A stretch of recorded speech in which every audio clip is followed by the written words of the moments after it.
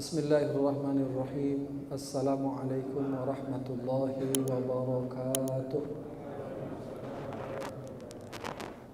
Innal hamdalillah nahmaduhu wa nasta'inuhu wa nastaghfiruh wa na'udzu billahi min shururi anfusina wa min sayyiati a'malina. May yahdihillahu fala mudilla lahu wa man yudlil fala hadiyalah. Asyhadu an la ilaha illallah wahdahu la syarikalah wa asyhadu anna Muhammadan abduhu wa rasuluh la nabiyya ba'da. Allahumma fassalli wa sallim wa barik ala hadzal nabiyil karim wa rasulis sayyidis sanadil azim dzil qalbir rahim Muhammadin wa ala alihi wa ashabihi ajma'in, amma ba'd. Hadirin Bapak Ibu jamaah Maghrib Masjid Al-Muhajirin Komplek Bumi Asri yang dimuliakan Allah. Alhamdulillah, segala puji bagi Allah yang kembali mempertemukan kita pada Maghrib yang mulia ini. Malam ini kita menyambung kajian kita pada bagian ketiga, mengenal diri, mengenal ilahi. Ada pertanyaan menarik 2 minggu yang lalu. Pertanyaan itu dari sebelah kanan saya, tapi saya tidak ingat apakah Bapak beliau masih hadir? Hadir ya. Pertanyaannya kira-kira begini. Kita ini kan diajari tentang rukun Islam, rukun iman. Kalau orang sudah belajar tentang rukun Islam, rukun iman, mempercayai itu, melaksanakan rukun Islam dengan baik, lalu apa perlunya lagi belajar mengenal diri?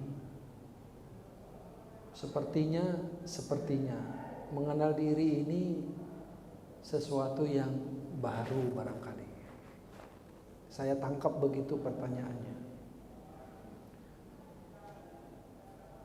Kita akan jawab itu.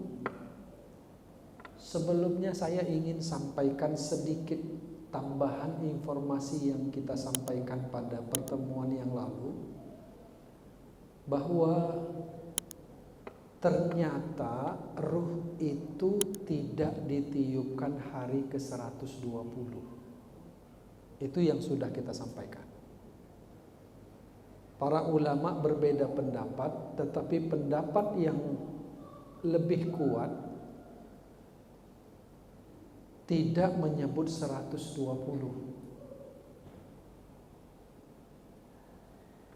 Efek dari ditiupkannya ruh pada hari ke-40 atau ke-42, seperti yang dalam hadis yang sudah kita sampaikan sebelumnya itu adalah, menurut ulama Hanafiyah tidak boleh digugurkan sebelum 120 hari, karena mereka beranggapan ruh itu ditiupkan hari ke-120. Tapi mazhab Syafi'iyah dan Hanabilah mengatakan bahwa tidak boleh digugurkan setelah 40 hari. Jadi dua mazhab ini secara eksplisit menyatakan bahwa terlarang untuk menggugurkan kandungan setelah 40 hari. Jadi pendapat dari hadis yang digunakan yang kita sebut 2 hadis pada 2 pertemuan yang lalu, maka kedua mazhab ini tampaknya menggunakan bahwa ruh itu ditiupkan hari ke-40. Meskipun ada satu pendapat lagi yang mengatakan, ulama Malikiyah mengatakan, jangankan 40 atau sebelum 40, satu hari pun setelah pertemuan sperma dan ovum itu sudah terlarang melakukan pengguguran. Kenapa terlarang? Karena di sana sudah ada kehidupan. Dan ini lebih tegas. Itu artinya bahwa memuliakan manusia itu dimulai pada hari pertamanya. Dan kalau kita lihat perkembangan janin di dalam kandungan, saya kutip beberapa literatur, semuanya memang dimulai setelah pembuahan terjadi pada hari pertama. Pada minggu ketiga, kita lompat saja. Pada minggu ketiga, sel telur yang telah dibuahi mulai berkembang dan membentuk kantung yang berisi bakal janin dan plasenta. Itu minggu ketiga. Kita tadi sudah memperkirakan bahwa 40 hari itu adalah minggu ke-6. Ini kita bicara minggu ketiga, sudah ada benihnya yang sudah jadi. Kantungnya itu sudah terbentuk pada minggu ketiga. Sel darah mulai terbentuk, ratusan sel lainnya itu ikut berkembang pada minggu ketiga. Apalagi sirkulasi darah sudah dimulai. Dari mana sirkulasi darah kita?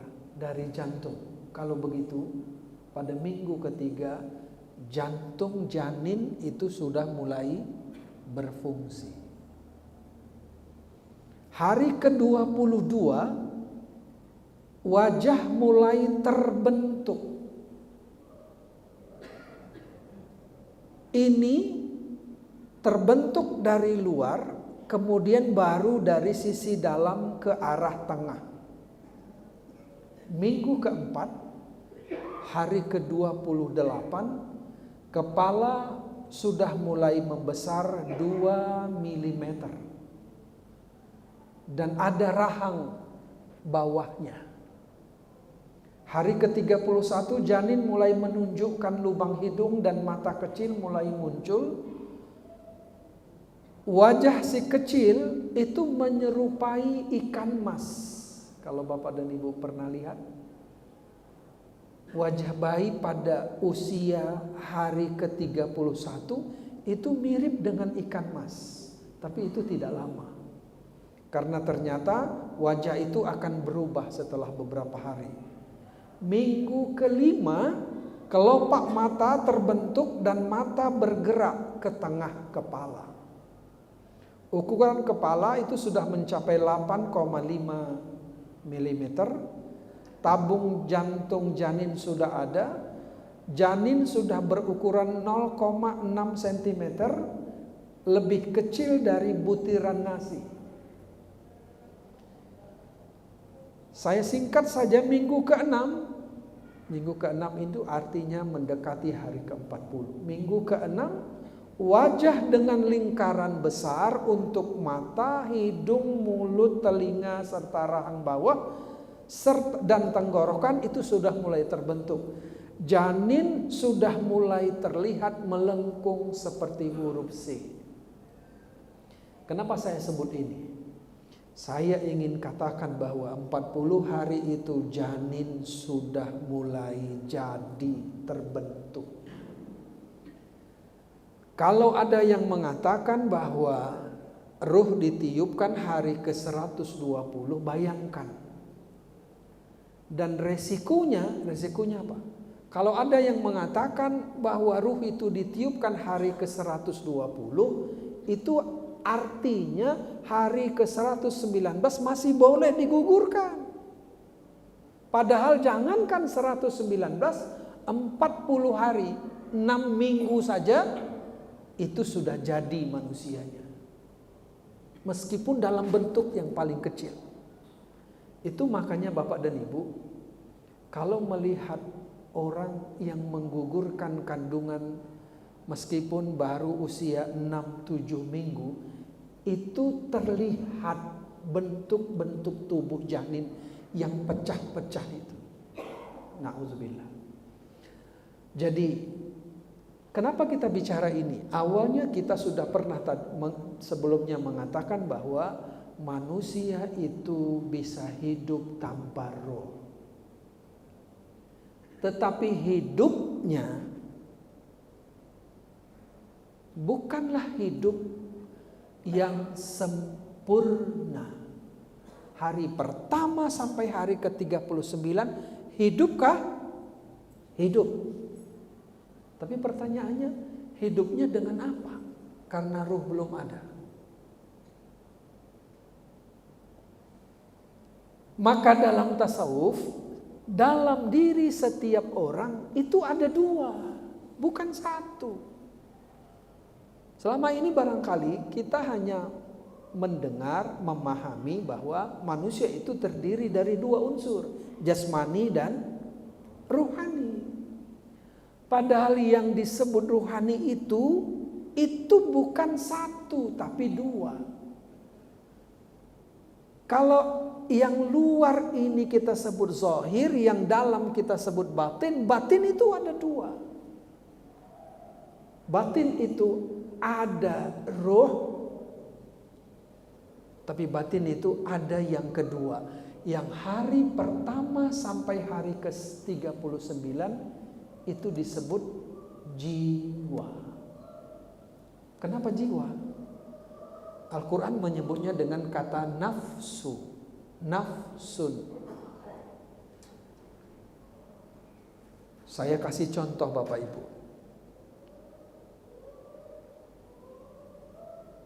Nanti kita lebih jelas bicara pada konteks jiwa. Apakah masjid ini benda mati atau benda hidup? Menurut ilmu pengetahuan alam yang kita tahu dulu waktu SD, masjid ini benda mati. Sejadah ini benda hidup atau benda mati? Benda mati. Dulu begitu. Sekarang begitu enggak pendapatnya? Tidak. Masih Pak? Oh masih. Yang bilang ini hidup siapa? Meja ini yang bilang hidup siapa Pak? Sekarang saya bacakan satu ayat. Bismillahirrahmanirrahim.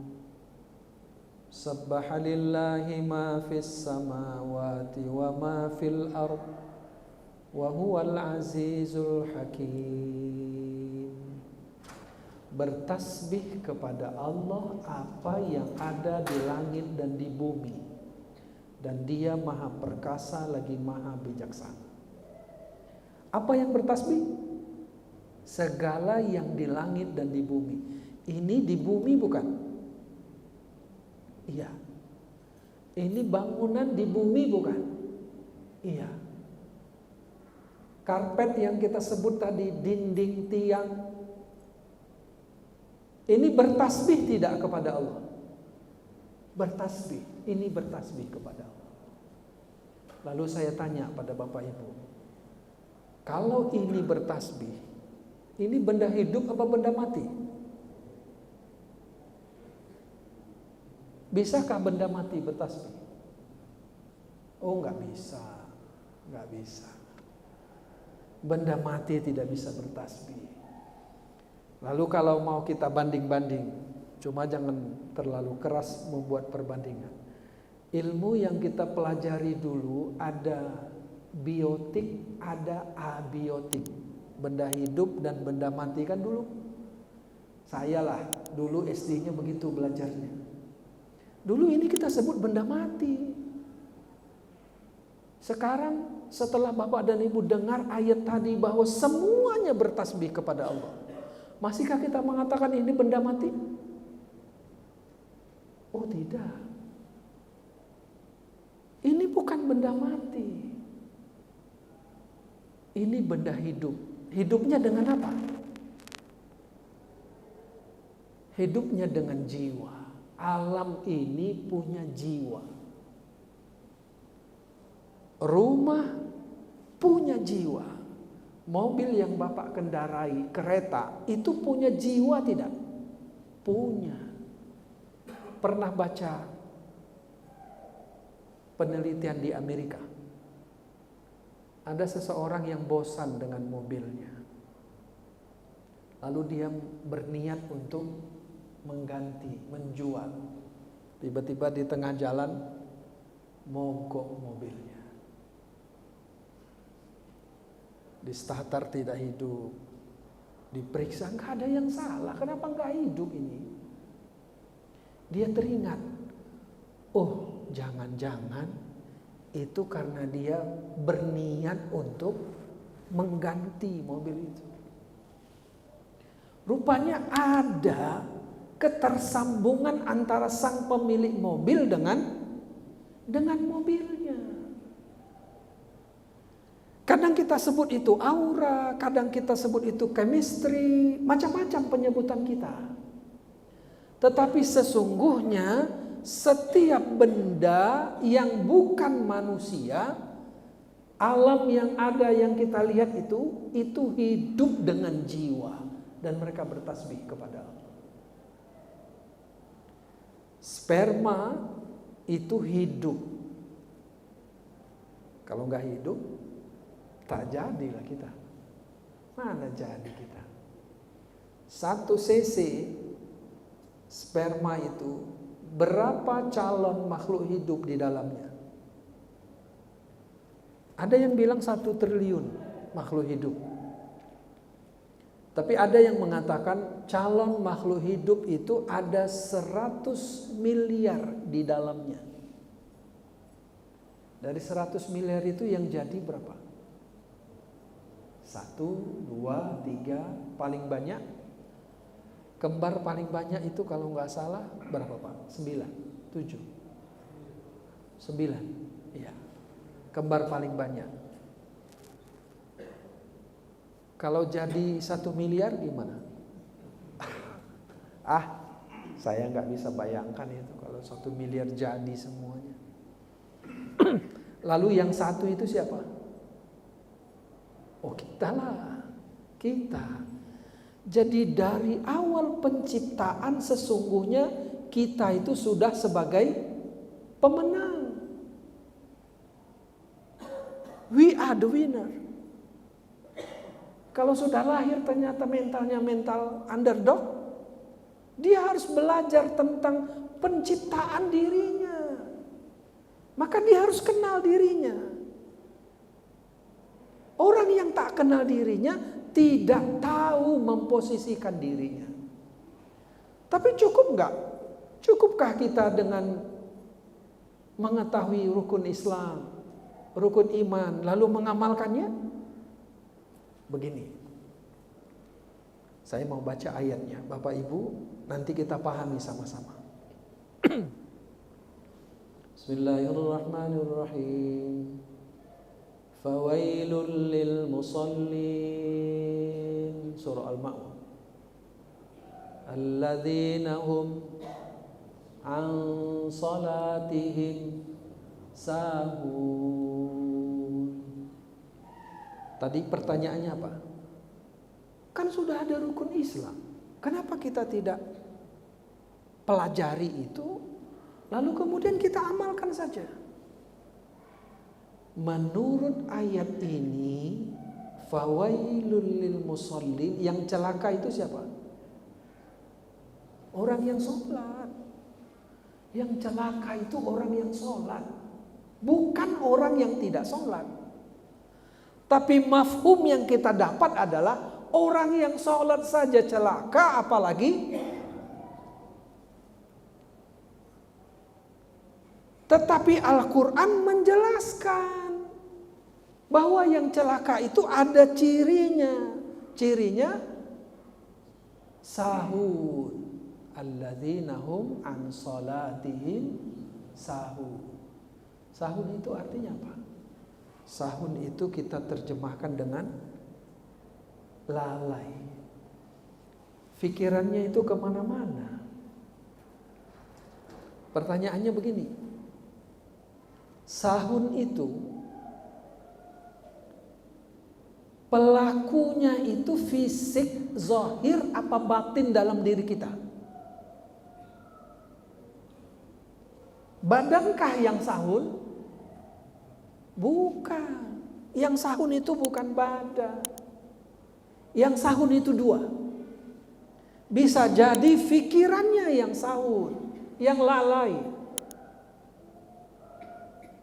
Bisa jadi qalbunya yang tidak hadir ketika sholat.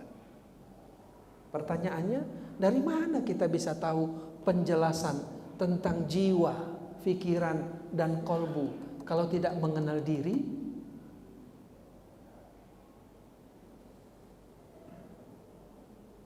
Kalau disambung itu apa? Alladzina hum yura'un wa yamna'unal ma'un. Alladzina hum yura'un, mereka yang celaka itu adalah mereka yang riya. Riya itu apa? Riya itu memamerkan, menunjukkan. Itu perbuatan fisik apa perbuatan batin? Secara kasat mata itu fisik. Secara kasat mata. Tetapi sesungguhnya itu adalah perbuatan batin. Batin itu. Karena jiwalah yang mendorong untuk memamerkan. Anak pejabat yang kemarin ditangkap karena melakukan penganiayaan. Yang dianiaya sekarang sedang koma, 4-5 hari sedang koma di rumah sakit. Ini jadi viral karena Menteri Agama mengunjungi anak yang koma itu. Ayahnya adalah salah satu pengurus Banser. Yang tersangka melakukan itu ternyata adalah anak pejabat yang sering memamerkan. Memamerkan ini kan riya, menunjukkan. Tapi sebetulnya kenapa orang menunjukkan sesuatu yang ada pada dirinya? Karena batinnya. Batinnya itu yang mana? Ruhnya kah? Jiwanya kah? Jiwanya. Karena dalam jiwa itu ada sifat negatif. Itulah yang membuat manusia itu berada dalam dua pilihan setiap saat. Pilihan baik dan pilihan buruk. Kalau dia dikendalikan oleh ruhnya, maka dia berjalan di jalan kebaikan. Tapi kalau dia dikendalikan oleh jiwanya, maka dia berjalan di jalan keburukan. Kita di mana? Maka pertanyaan saya kemarin, ketika angkat takbir, Allah,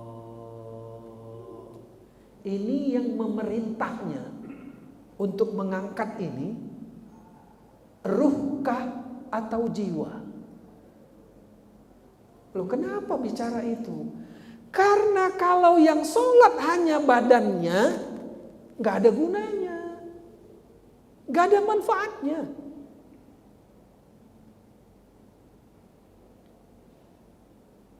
Saya kasih contoh Bapak Ibu. Bagi kita yang masih langganan koran, mungkin sudah jarang langganan koran ya. Dulu 10 tahun yang lalu kita masih melakukan itu. Langganan koran, pagi-pagi duduk depan rumah di teras, ada kopi, ada teh, ada goreng, baca koran pagi, terutama hari Minggu atau hari Sabtu gitu. Saya kasih contoh ini supaya kita bisa melihat yang mana yang benar, yang mana yang tidak. Andaikan seorang bapak itu baca koran di teras rumahnya, kemudian anaknya yang kecil keluar dari pintu, melihat ayahnya baca koran. Anak ini baru 3 tahun, 4 tahun. Belum sekolah, belum bisa baca. Tapi karena dia lihat ayahnya, kan anak itu suka meniru. Dia lihat ayahnya baca koran, dia ambil koran. Dia ambil kursi kecil, maka dia bentangkan koran. Seolah-olah dia sedang baca. Pertanyaannya, yang membaca siapa? Si anak apa si ayah? Kita tahu itu. Tapi perilakunya sama. Sama-sama pegang koran. Kalau mulutnya pun komat kamit misalnya baca, sama-sama. Biasanya kan anak-anak suka niru ayahnya. Kalau ayahnya baca sambil komat kamit, dia pun, meskipun dia tidak tahu apa yang dibaca. Orang yang sholat tapi batinnya tidak ikut sholat, persis seperti anak kecil yang baca koran. Apa aja yang sama? Yang sama itu cuma gerakannya saja. Yang sama itu gerakannya saja. Padahal kalau sholat itu hanya gerakannya, kalau bahasa kampung kami itu tak lebih dari tunggang tunggi namanya. Cuma badan saja yang sholat. Diterima? Kalau dalam tasawuf tidak. Kalau dalam fikih sah. Kalau dalam fikih sah. Tapi apakah diterima? Wallahu alam. Karena fikih tidak bicara itu. Tapi saya ingin sampaikan pada Bapak dan Ibu, sesungguhnya menurut Nabi, kalau hanya fisiknya yang melakukan, itu sama dengan tertolak. Hadis yang sering kita dengar setiap kali Ramadan. Kam min shaimin laisa lahu min siyamihi illal ju' wal 'atash. Berapa banyak orang puasa tapi tidak dapat apa-apa kecuali 2 saja, lapar dan haus. Ini orang puasa apa tidak? Puasa. Apanya yang puasa? Yang puasa itu cuma badannya, fisiknya. Karena itu dia merasakan lapar, dia merasakan haus. Tapi menurut Nabi, orang ini tidak dapat apa-apa. Kalau nggak dapat apa-apa artinya apa? Ya ditolak puasanya. Tidak diterima puasanya. Itu artinya ibadah yang dilakukan hanya fisik saja itu tidak diterima. Itulah mengapa kita mempelajari diri, mengenal diri. Karena ujungnya adalah mengenal ilahi, mengenal Allah, ma'rifatullah. Saya teringat dengan kisah yang pernah dibaca. Saya lupa di mana saya pernah baca. Barangkali Bapak Ibu juga pernah baca atau pernah dengar kisah ini. Seorang kiai ketika diberikan seekor burung kakak tua, dia pelihara burung ini dengan baik. Dia ajari burung ini dengan beberapa tasbih, sehingga burung ini bisa bertasbih. Sampai kalimat la ilaha illallah itu diajarinya sama burung ini. Dan burung ini bisa, selain bicara yang lain-lain. Sampai satu hari ketika sang kiai keluar dari rumahnya, entah kenapa sangkar burung itu terbuka. Begitu sangkar burung terbuka, burungnya keluar, kucing sudah menunggu di bawah. Selesailah. Maka dengan mudahnya kucing itu menangkap burung, menjepitnya, menggigitnya, dan saat itulah sang kiai sampai di depan pintu rumahnya.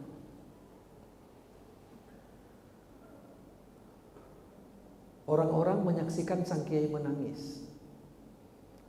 Lalu orang yang memberikan burung itu mengatakan pada kiai, "Kiai, kalau seandainya burung ini membuat kiai sedih, maka saya akan cari yang lain, saya akan ganti ini untuk kiai." Seorang kiai itu kan arif. Lalu dia katakan, "Sebenarnya bukan ini yang membuat aku sedih.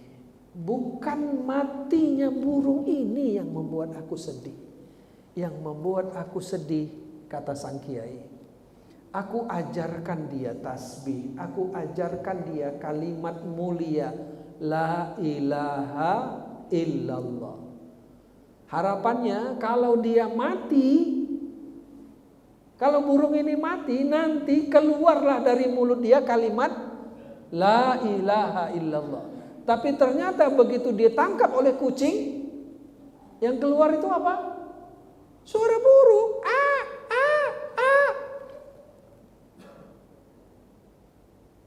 Jadi kiai ini sebetulnya sedang mengajarkan kepada murid-muridnya, aku khawatir kalau kalian yang sudah hafal kalimat suci itu, waktu mati tak keluar kalimat itu dari mulut kalian. Kenapa? Mana mungkin kalimat suci keluar dari batin yang kotor? Mana mungkin? Orang itu mati sesuai dengan kebiasaannya. Kalau kehidupannya selama ini, maaf, bahasa yang dia gunakan itu adalah kalimat-kalimat yang bukan kalimat suci, mana mungkin kalimat suci itu keluar di akhir hayatnya. Syekh Al-Akbar Ibnul Arabi pernah mengatakan begini,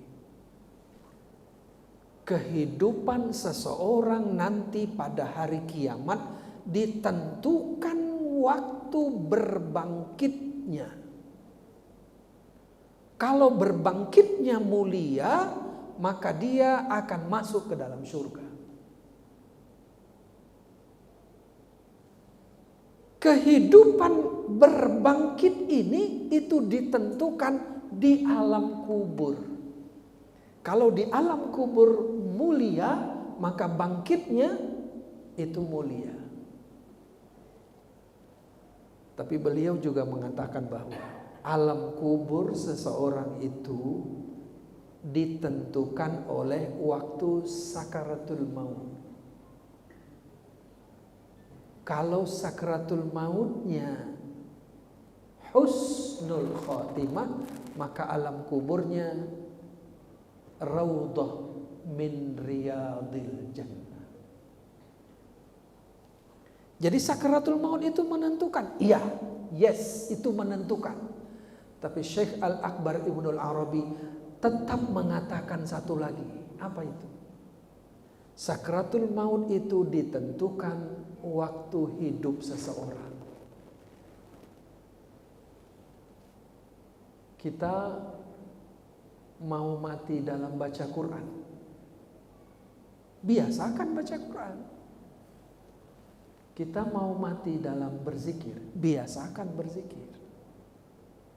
Kita mau mati dalam sholat, rutinkan sholat sunnah. Kita mau wafat dalam keadaan berwudu, jangan pernah lepas wudu. Sederhana, ya teorinya sederhana, prakteknya yang susah.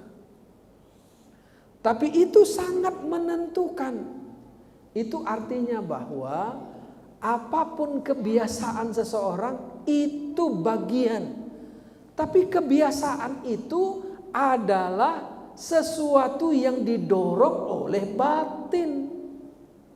Karena badan ini cuma ikut saja. Badan ini cuma ikut saja.